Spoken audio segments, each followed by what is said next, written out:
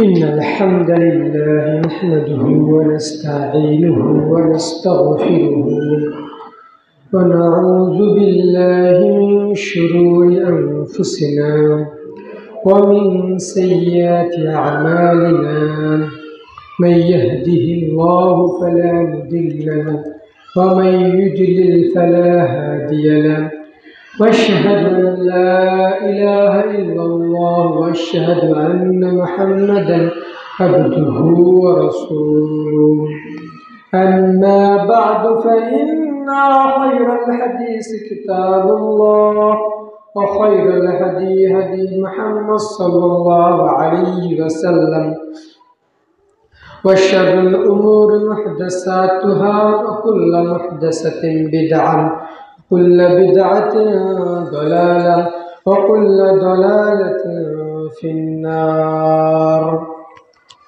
أعوذ بالله من الشيطان الرجيم. بسم الله الرحمن الرحيم.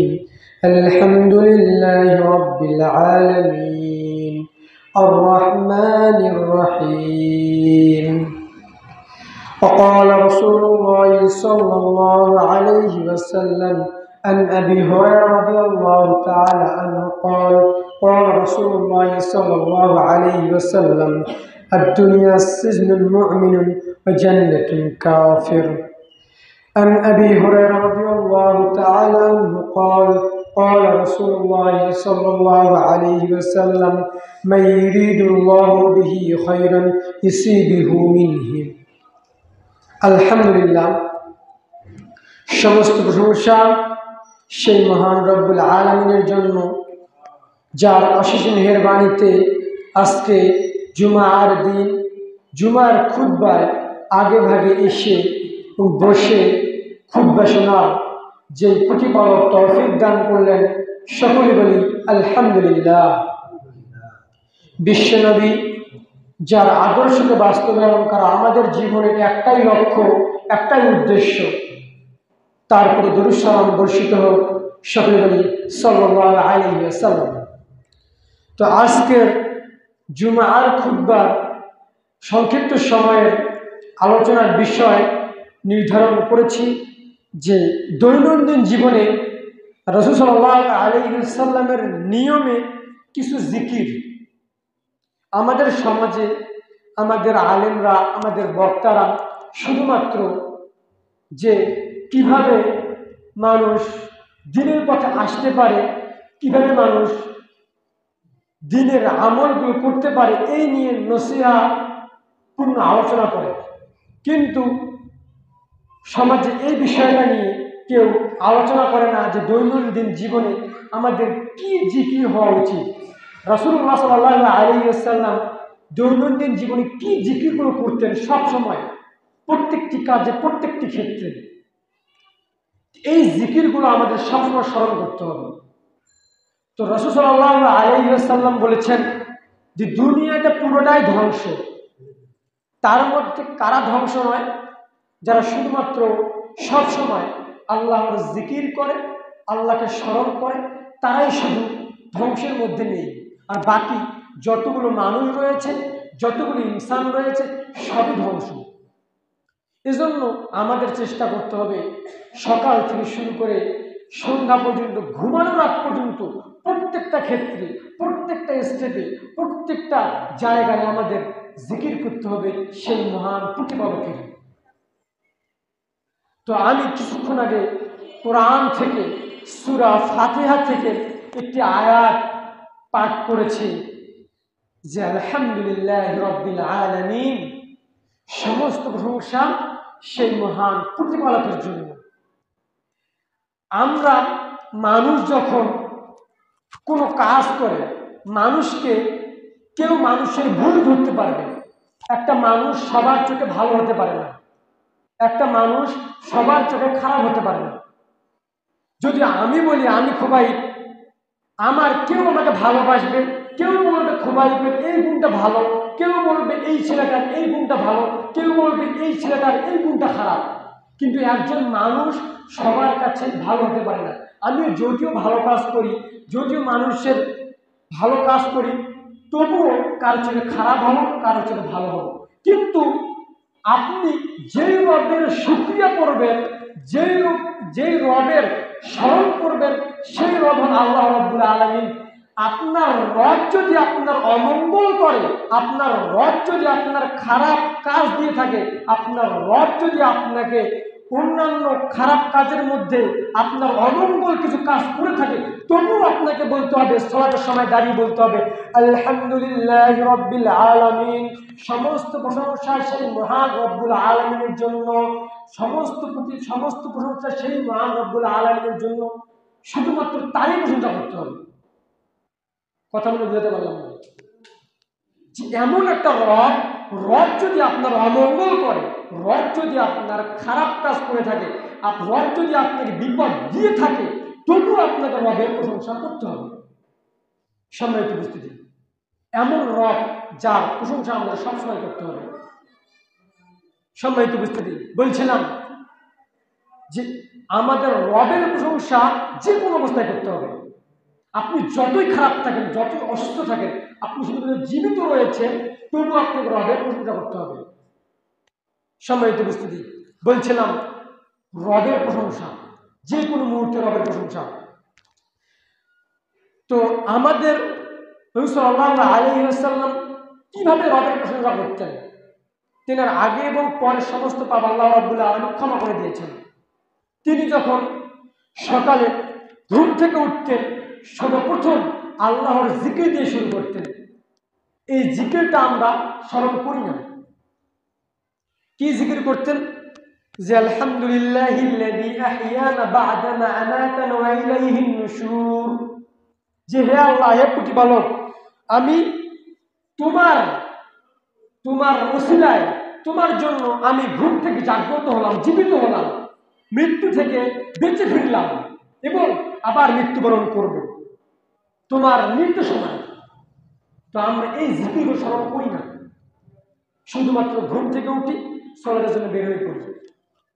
তারপর ঘুমানোর সময় কোন জিকিরটা করব? যে আল্লাহুম্মা বিসমিকা আমুতু ওয়া আহইয়া।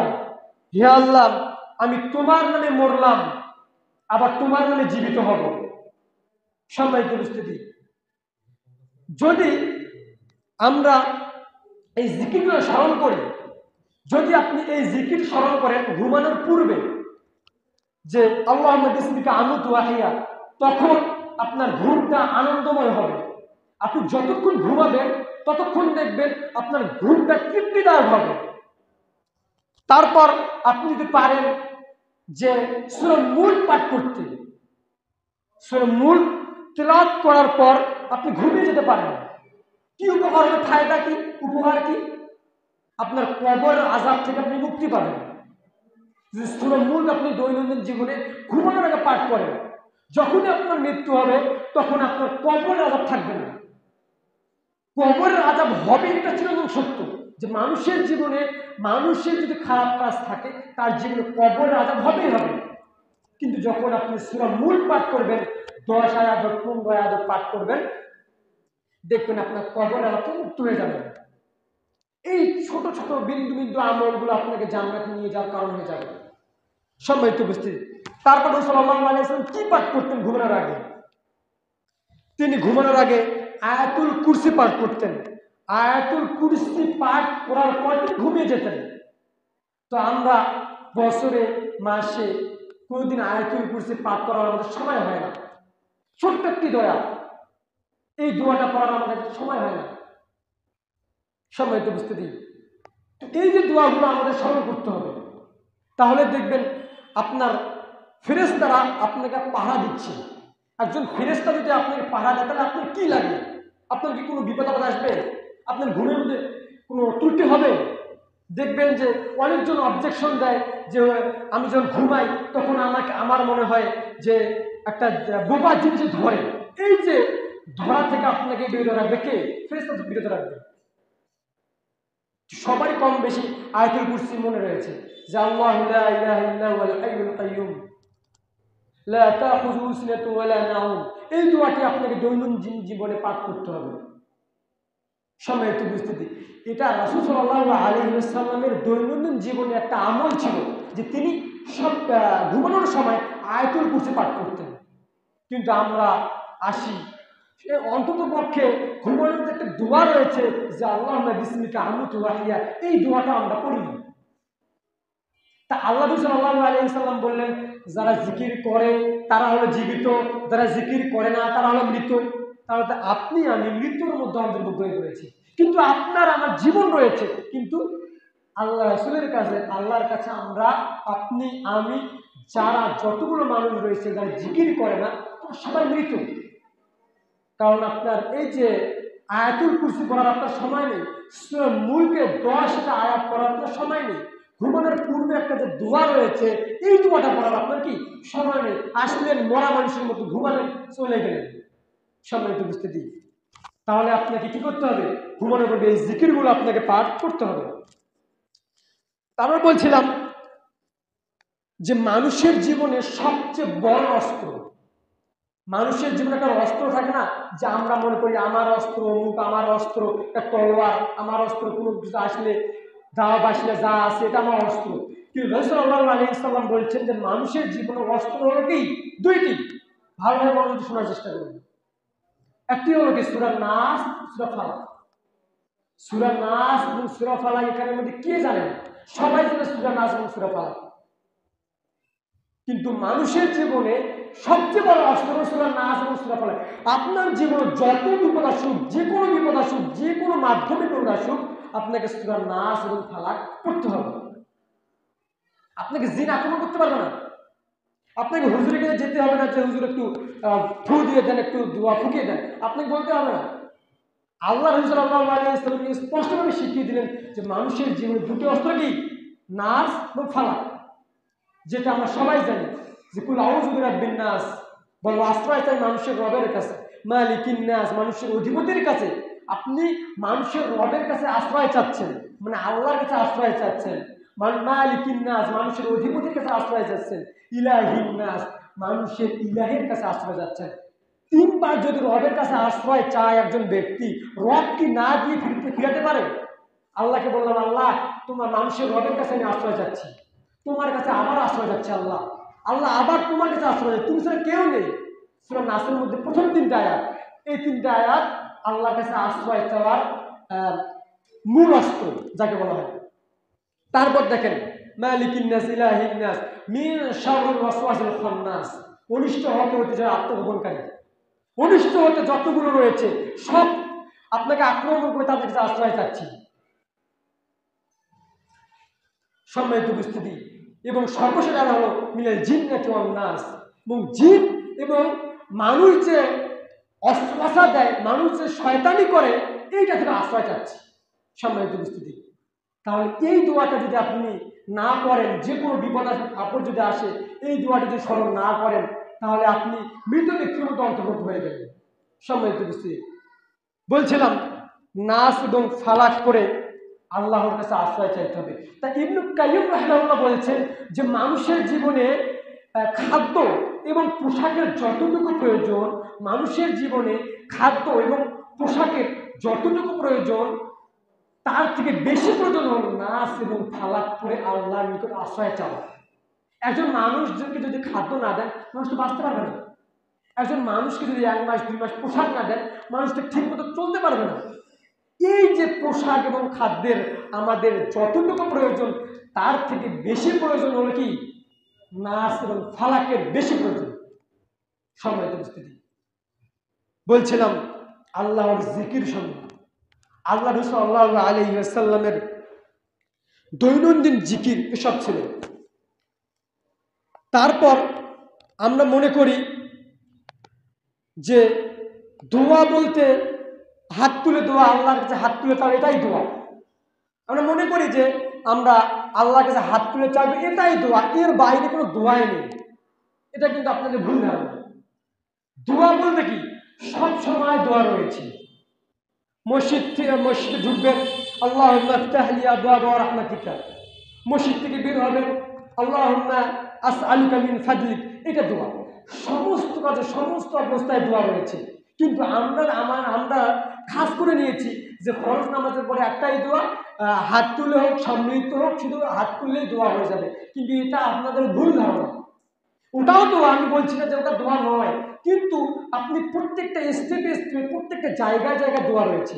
মসজিদে ঢুকলেন, মসজিদের মধ্যে দোয়া। এখন যদি আমি জিজ্ঞেস করি যে আপনারা যে এতগুলো মানুষ মসজিদে ঢুকছেন, কে দোয়াটা পড়েছেন যে মসজিদে ঢুকার দোয়াটা? একজনও বলতে পারে না যে আমি বলেছি, যে নাই, কেউ নেই। একটা নির্দিষ্ট একটা দোয়া রয়েছে। মসজিদ থেকে বের হবো, আসলাম মৃত ব্যক্তির মতো, যাবো মৃত ব্যক্তির মতো, কোনো পার্থক্য নেই। এমনি আসি এমনি যায়, খাই যায়, জীবন যায়, এতটুকুই আমাদের জীবন। কিন্তু রাসূল সাল্লাল্লাহু আলাইহি ওয়াসাল্লামকে যদি সত্যিকার অর্থে ভালোবাসি, তাহলে তার প্রত্যেকটা স্টেপ, প্রত্যেকটা কাজে আমরা কি তার অনুসরণ করব। সম্মানিত উপস্থিতি, আমরা আল্লাহর জিকির থেকে অনেক দূরে চলে গেছি। মানে আল্লাহর জিকির করতে আমাদের অন্তরটা চায় না। মানে অন্তরটায় একটা সূরা বাকরার মধ্যে একটা আয়াত রয়েছে যে আল্লাহ রাব্বুল আলামিন অন্তরটাকে মোহর দিয়ে দিয়েছেন। এই জন্য আমাদের আল্লাহর জিকির উচ্চারণ করতে আমাদের মুখে আটকায়, মানে মুখে আসে না। সম্মানিত উপস্থিতি, আপনারা চেষ্টা করবেন যে দৈনন্দিন জীবনে আমাদের কি কি জিকির রয়েছে। মসজিদে ঢুকবেন, মসজিদের একটা জিকির রয়েছে, দোয়া রয়েছে, এই দোয়াটা পড়বেন। মসজিদ থেকে বের হবেন, একটা দোয়া রয়েছে। টয়লেটে যাবেন, টয়লেটের দোয়া কি? আল্লাহুম্মা ইন্নী আউযু বিকা মিনাল খুবসি ওয়াল খুবাইস, যে হে আল্লাহ, আমি নারী জিন থেকে এবং পুরুষ জিন থেকে তোমার নিকট আশ্রয় চাচ্ছি। এমনি পায়খানা করে বের হয়ে আসি। এই পায়খানা অবস্থা যদি আপনার বিপদ হয়, তাহলে কি হবে আপনার? সম্মানিত উপস্থিতি, তো আমাদের জিকির করতে হবে রাসূল সাল্লাল্লাহু আলাইহি ওয়াসাল্লামের তরিকায়। সম্মানিত উপস্থিতি, রাসূল সাল্লাল্লাহু আলাইহি ওয়াসাল্লাম বলছেন যে পৃথিবীর মধ্যে এমন একটি দোয়া রয়েছে, এই দোয়াটা পড়ার পর আল্লাহ রাব্বুল আলামিন তার দোয়া কবুল করবেনই করবেন। এই দোয়াটা পাঠ করলে আল্লাহ রাব্বুল আলামিন অবশ্যই তার দোয়া কবুল করবেন। তো এই দোয়াটা হলো আশহাদু আল্লা ইলাহা ইল্লাল্লাহ, লা ইলাহা ইল্লাল্লাহ, যে আল্লাহ ছাড়া সত্য কোনো মাবুদ নেই। এই দোয়াটি কোনো ব্যক্তি যদি পড়ে, আল্লাহ রাব্বুল আলামিন তার দোয়াটি ফেরত দিবেন না, যে লা ইলাহা ইল্লাল্লাহ, আল্লাহ ছাড়া সত্য কোনো মাবুদ নেই। এজন্য একজন আলেম বলেছেন যে কোনো ব্যক্তি যদি তার দোয়া কবুল না হয়, কবুল হচ্ছে না, দোয়া করতে করতে করতে করতে মানে এক কথায় ঘেমে চলে আসে, কিন্তু নিরাশটাও হওয়া যাবে না, তখন তিনি বলছেন যে তোমরা যখন দোয়া করবে, তখন এটার ওসিলা করে দোয়া করবে। কি ওসিলা? যে লা ইলাহা ইল্লাল্লাহ, আল্লাহ ছাড়া সত্যিকার অর্থে নেই কোনো মাবুদ, নেই কোনো ইলাহ। আল্লাহ তোমার তাওহীদের ওসিলা করে আমি এই দোয়াটা পাঠ করছি, তুমি অবশ্যই অবশ্যই আমার দোয়াটা কি কবুল করো। সম্মানিত উপস্থিতি, রাসূল সাল্লাল্লাহু আলাইহি ওয়াসাল্লামের জীবনে এটাই তিনি সবচেয়ে বারবার এই দোয়াটা করতেন। যখন আমাদের জীবনে বিপদ চলে আসে, মানে বিপদ যে কোনো সময় আমাদের জীবনে চলে আসতে পারে, তা বিপদ চলে আসলে নিরাশ হওয়া যাবে না, আপনাকে ধৈর্য ধারণ করতে হবে। আল্লাহ বলছেন ইন্না মাআল উসরি ইউসরা, নিশ্চয়ই কষ্টের মাঝে স্বস্তি রয়েছে। আপনার বিপদ রয়েছে, আপনি অধৈর্য হয়ে গেলেন যে আল্লাহ শুধুমাত্র আমাকেই বিপদ দেয়, আল্লাহ শুধুমাত্র আমাকেই বিপদ দেয়, কিন্তু আপনি কষ্ট করেন, ধৈর্য ধারণ করেন, অবশ্যই আল্লাহ রাব্বুল আলামিন এই বিপদের ওসিলায় আপনাকে অনেক কিছু দিয়ে দিবেন। তো রাসূল সাল্লাল্লাহু আলাইহি ওয়াসাল্লাম কি বলছেন? عن أبي هريرة رضي الله تعالى عنه قال قال رسول الله صلى الله عليه وسلم من يريد الله به خيرا يصيبه منه, আল্লাহ রাব্বুল আলামিন যার কল্যাণ চান, যার মঙ্গল চান, তাকেই শুধুমাত্র বিপদে ফেলেন। আপনি মনে করছেন যে আল্লাহ শুধুমাত্র আমাকেই দেখতে পায়, আমাকেই এত বিপদ দেয় কেন, আমি কি দোষ করি, আমাকে এত বিপদ দেয় কেন? কিন্তু রাসূল সাল্লাল্লাহু আলাইহি ওয়াসাল্লাম আল্লাহর কথার ব্যাপারে বলছেন যে সার্টিফিকেট হয়ে আসলেন যে আল্লাহ যার কল্যাণ চান শুধুমাত্র তাকেই বিপদে ফেলেন। সম্মানিত উপস্থিতি, বলছিলাম বিপদ আসলে ধৈর্য ধারণ করা যাবে না। যে কোনো বিপদ আপনার জীবনে আসতে পারে, যে কোনো বিপদ আপনার জীবনে আসতে পারে। তো আল্লাহ রাব্বুল আলামিন বলছেন যে আল্লাযী খালাকাল মাউতা ওয়াল হায়াতা লিয়াবলুয়াকুম আইয়ুকুম আহসানু আমালা, যে আল্লাহ রাব্বুল আলামিন মানুষকে শুধুমাত্র পরীক্ষা করার জন্য সৃষ্টি করেছেন। তো পরীক্ষা আপনার যে কোনো উপায় হয়ে যেতে পারে। দেখেন যে ইউসুফ আলাইহিস সালামকে আল্লাহ রাব্বুল আলামিন বিপদ দিয়েছেন, তিনি কিন্তু নবী ছিলেন। আপনার যদি কোনো রোগ হয় বা ক্যান্সার হয়, আপনি অতিষ্ঠ হয়ে যান। ইউসুফ আলাইহিস সালাম নয়, যে ইব্রাহিম আলাইহিস সালামকে আল্লাহ রাব্বুল আলামিন বিপদ দিয়েছেন। তারপর যতগুলো নবী রয়েছে সবগুলো নবীকে আল্লাহ রাব্বুল আলামিন বিপদ দিয়েছেন। মুসা আলাইহিস সালামকে আল্লাহ রাব্বুল আলামিন বিপদ দিয়েছেন। পৃথিবীর যতগুলো নবী রাসূল এসেছেন সবগুলো নবী রাসূলকে আল্লাহ রাব্বুল আলামিন বিপদ দিয়েছেন। কি? এই যে এই আয়াতটা, যে আল্লাযী খালাকাল মাউতা ওয়াল হায়াতা লিয়াবলুয়াকুম আইয়ুকুম আহসানু আমালা, শুধুমাত্র জাস্ট একটা পরীক্ষা করার জন্য আল্লাহ রাব্বুল আলামিন বিপদ দিয়েছেন। তো রাসূল সাল্লাল্লাহু আলাইহি ওয়াসাল্লাম বিপদে পড়লে কি করতেন এটা স্মরণ করে দিই। যে কোনো সময় আপনার জীবনে যদি বিপদ আসে, সর্বপ্রথম আপনাকে মসজিদে আসতে হবে, বা বাড়িতে হোক যেখানে হোক আপনাকে 2 রাকাত সালাত আদায় করতে হবে। 2 রাকাত সালাত উজু করে, সুন্দর করে উজু করে 2 রাকাত সালাত আদায় করবেন। আল্লাহকে বলেন যে আল্লাহ এই বিপদ আপনি আমাকে রক্ষা করেন। সম্মানিত উপস্থিতি, তাহলে দেখবেন আল্লাহ রাব্বুল আলামিন যে কোনো বিপদ থেকে আপনাকে রক্ষা করেছেন। বলছিলাম যে কোনো সময় আল্লাহর জিকির করা, যে কোনো অবস্থাতে আল্লাহর জিকির করা। রাসূল সাল্লাল্লাহু আলাইহি ওয়াসাল্লাম বলছেন যে কালিমাতান হাবিবাতান ইলার রহমান সাকিলাতান খাবিবাতান ইলাল লিসান সুবহানাল্লাহি ওয়া বিহামদিহি সুবহানাল্লাহিল আযীম। আল্লাহর নিকট 2টি বাক্য অত্যধিক প্রিয়। আল্লাহর নিকট 2টি বাক্য অধিক প্রিয়। তার মধ্যে একটি বাক্য হলো কি? আর সেই বাক্য দুটি মিজানের পাল্লাকে ভারী করে দেয় এবং মুখে বলতে অধিক হালকা, মুখে বলতে অধিক হালকা। সেই বাক্য দুটি হলো সুবহানাল্লাহি ওয়া বিহামদিহি সুবহানাল্লাহিল আযীম। তো এই বাক্য যদি কোনো ব্যক্তি পাঠ করে, তাহলে ওই ব্যক্তির আমল মিজানের খাতায় অধিক ভারী হয়ে যাবে। সম্মানিত উপস্থিতি, রাসূল সাল্লাল্লাহু আলাইহি ওয়াসাল্লাম এবং আল্লাহর কাছে এই 2টি বাক্য সবচেয়ে বেশি প্রিয়, কিন্তু আমরা এই 2টি বাক্য স্মরণ করি না। তো রাসূল সাল্লাল্লাহু আলাইহি ওয়াসাল্লামের আগে এবং পরে সমস্ত পাপ আল্লাহ রাব্বুল আলামিন ক্ষমা করে দিলেন, তবুও তিনি প্রত্যেকটা স্টেপে আল্লাহর জিকির করতেন।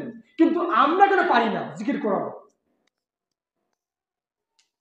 আমরা মনে করি নির্দিষ্ট ভাবে আল্লাহর কাছে দোয়া চাওয়াই মনে হয় চাওয়া, কিন্তু বাকি আনুষঙ্গিক যেটা চাওয়া রয়েছে যে কোনো স্টেপে সেই চাওয়াগুলো আমরা চাই না। আজকে জুমার দিন যদি আমি বলি যে আজকে সূরা কাহফ কে পাঠ করেছেন, একজন ব্যক্তিকে খুঁজে পাওয়া যাবে না।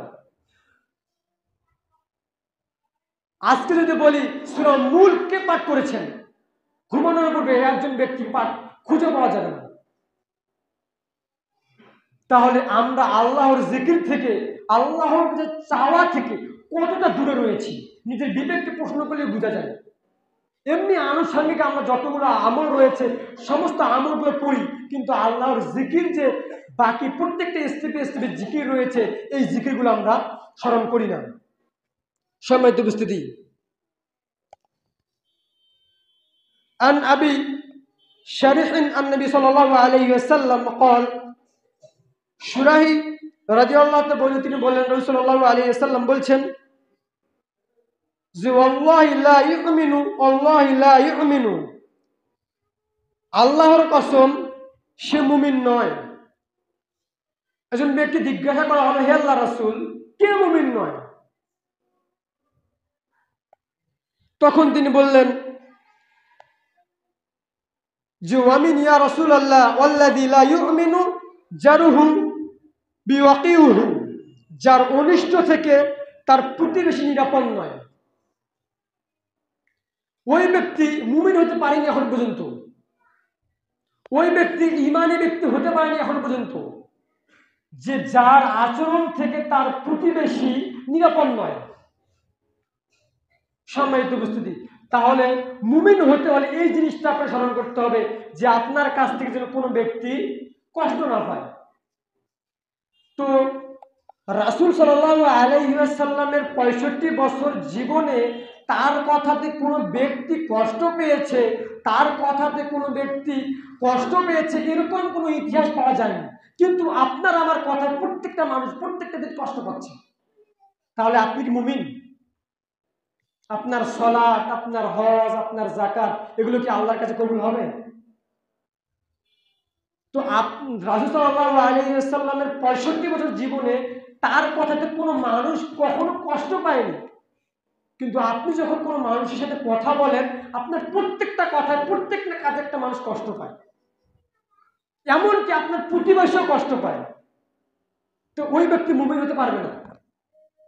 সম্মানিত উপস্থিতি, তো রাসূল সাল্লাল্লাহু আলাইহি ওয়াসাল্লাম বলছেন যে ইন্না মিন হাযিহি জান্নাতি গুরফাতুন, নিশ্চয়ই জান্নাতের মধ্যে একটা ঘর রয়েছে,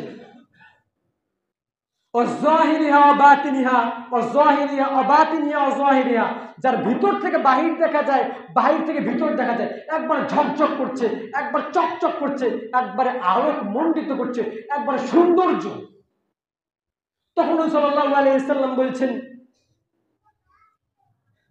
জিলিআন, হে আল্লাহর রাসূল, কাইফা, কি ঘরটা পাবে? আল্লাহ রাসূলকে জিজ্ঞাসা করলো কি হে আল্লাহ রাসূল কি ঘরটা পাবে?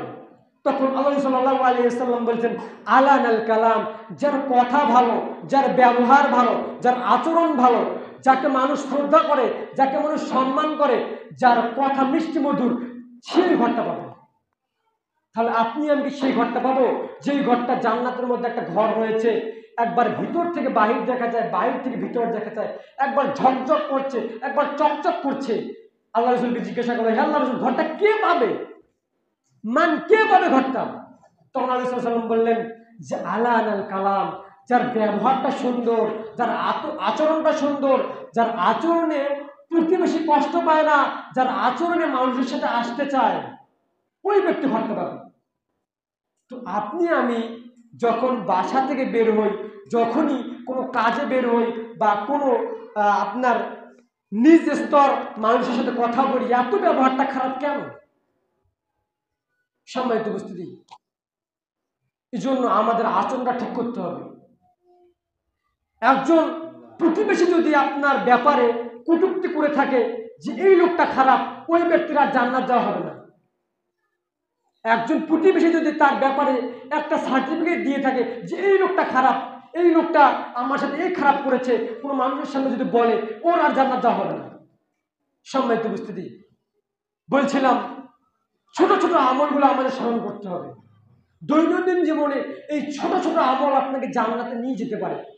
মানুষের সাথে ব্যবহার ভালো করতে গেলে কি এমন আপনাকে শিখতে হবে? এমনিতেই মানুষের সাথে সুন্দর আচরণ করা যায়, কিন্তু আমরা সেলফ এক্সপ্রেডের মানে নিজের জন্য মানুষের সাথে ভালো আচরণ করতে চাই না। নিজেকে মনে করি আমি তার চেয়ে বড়, সে আমাকে সম্মান দেয়, কিন্তু ইচ্ছাকৃতভাবে সুন্দরভাবে মানুষের আচরণ করতে চাই না, ভালো আচরণ করতে চাই না।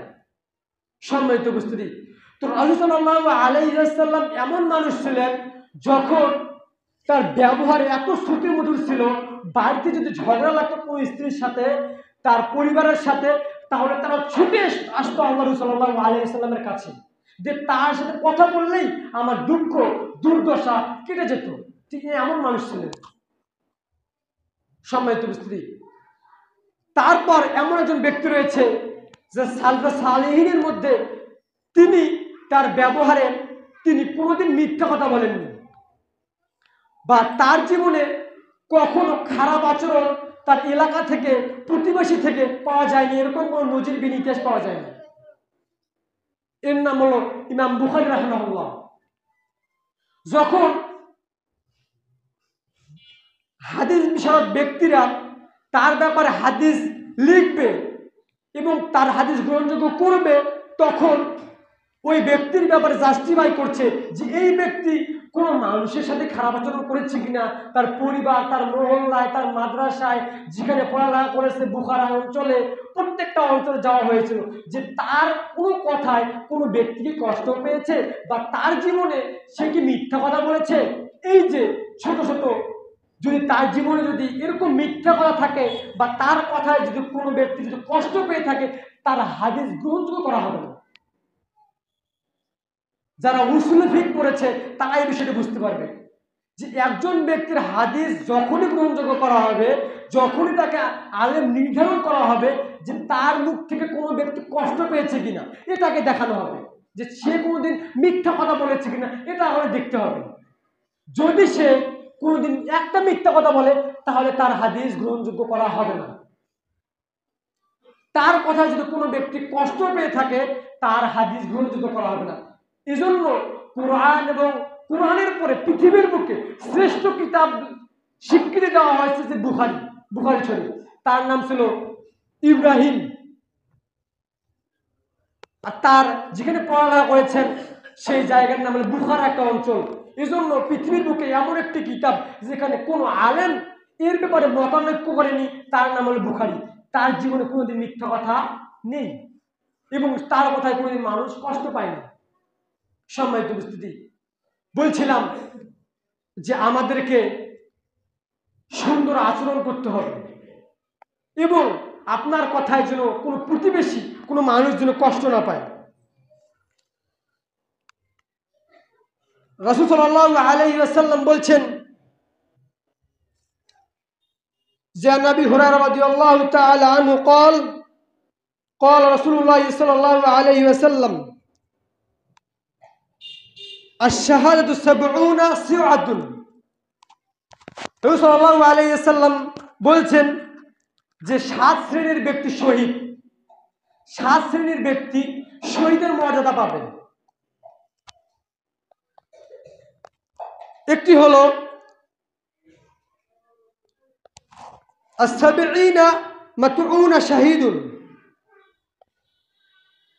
যে কোনো ব্যক্তি যদি মহামারীতে মারা যায়, কোনো ব্যক্তি যদি মহামারী হয় বা একটা মহল্লায় যদি একটা কোনো রোগ আসে, এই যে মহামারীতে কোনো ব্যক্তি যদি মারা যায়, তাহলে এই ব্যক্তি শহীদ মর্যাদা পাবে। দ্বিতীয় নম্বর কথা হলো কোনো ব্যক্তি যদি ডুবে মারা যায়, পানিতে যদি ডুবে মারা যায়, ওই ব্যক্তি শহীদ মর্যাদা পাবে। তৃতীয় নম্বর হলো যে কোনো ব্যক্তি যদি শ্বাসকষ্টে মারা যায়, শ্বাসরুদ্ধ রোগে যদি কোনো ব্যক্তি মারা যায়, ওই ব্যক্তি শহীদ মর্যাদা পাবে। চতুর্থ নম্বর হলো পেটের ব্যথায়, পেটের রোগে যদি কোনো ব্যক্তি মারা যায়, ওই ব্যক্তি শহীদ মর্যাদা পাবে। পঞ্চম নম্বর হলো পুড়ে গিয়ে মারা যায় যদি কোনো ব্যক্তি, তাহলে ওই ব্যক্তি শহীদ মর্যাদা পাবে।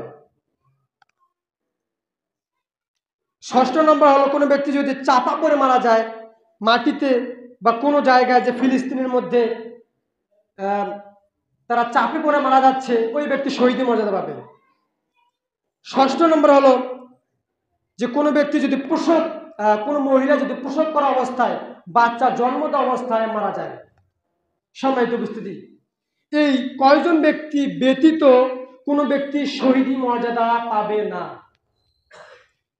আমরা যারা মনে করছি যে কাউকে যদি হত্যা করা হয় তাহলে শহীদ মর্যাদা, এটা কিন্তু শহীদ মর্যাদা নয়। রাসূল সাল্লাল্লাহু আলাইহি ওয়াসাল্লাম এই কয়জনের ব্যাপারে স্পষ্টভাবে নির্দেশ দেওয়া রয়েছে যে এই কয়জন ব্যক্তি ছাড়া কেউ শহীদ মর্যাদা পাবে না। তো কিছুদিন আগে একজন ব্যক্তি তার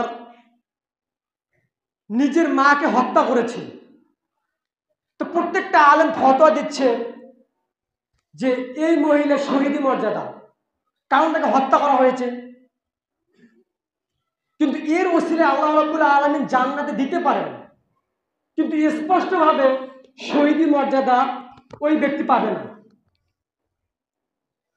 তো মানুষের বিবেক, মানুষ কতটা পাগল এবং সাইকো হয়ে গেলে নিজের মাকে হত্যা করতে বিন্দু পরিমাণ দ্বিধাবোধ করে না।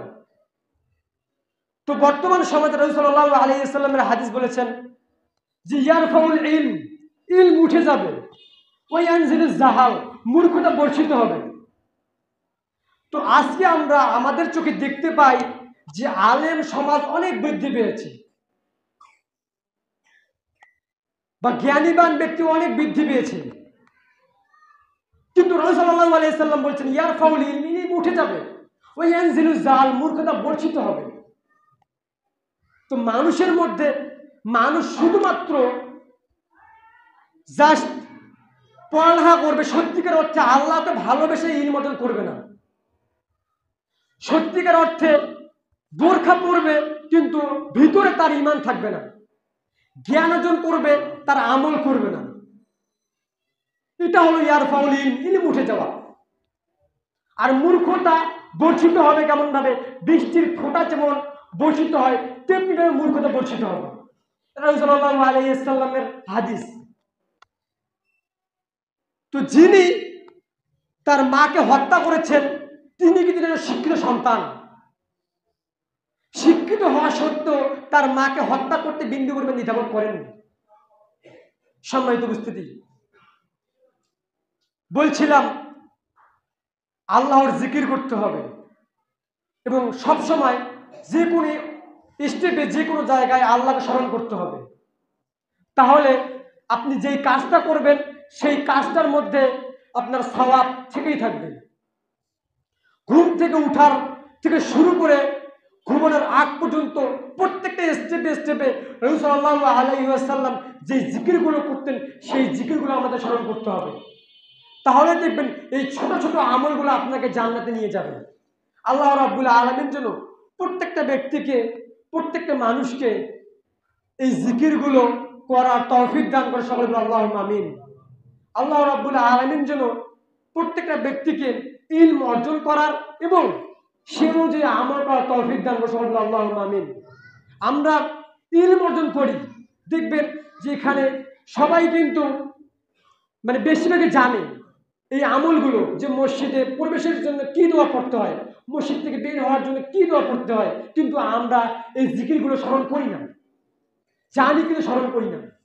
এটাও একটা যে এমনি জ্ঞান অর্জন করে, শুধু আমল করার জন্য জ্ঞান অর্জন করে না। এই জন্য আমল আমাদের করতে হবে, বাস্তবায়ন করতে হবে। আমরা শুনি যে ইমাম সাহেব অমুক বিষয়ে বক্তব্য দেয়, অমুক বিষয়ে আলোচনা করে, কিন্তু আমলগুলো আমাদের করা হয় না, শুধুমাত্র শোনা হয়, যে বিষয়গুলো জানি কিন্তু মানা হয় না। কিন্তু এই যে জানার ক্ষেত্রে ওই আমল আপনার উপকার করবে না। শুধুমাত্র জানলেন যে মসজিদে প্রবেশের সময় এই দোয়া করতে হয়, মসজিদে বের হওয়ার সময় এই দোয়া করতে হয়, মসজিদে তারপর বাথরুমে প্রবেশের সময় এই দোয়া করতে হয়, জানি কিন্তু আমলগুলো করি না। চেষ্টা করতে হবে যেগুলো জানেন সেগুলো আপনাকে আমল করা। আল্লাহ রাব্বুল আলামিন যেন প্রত্যেকটা ব্যক্তিকে সেই আমলগুলো করার তৌফিক দান করে, সকলে আল্লাহুম্মা আমিন।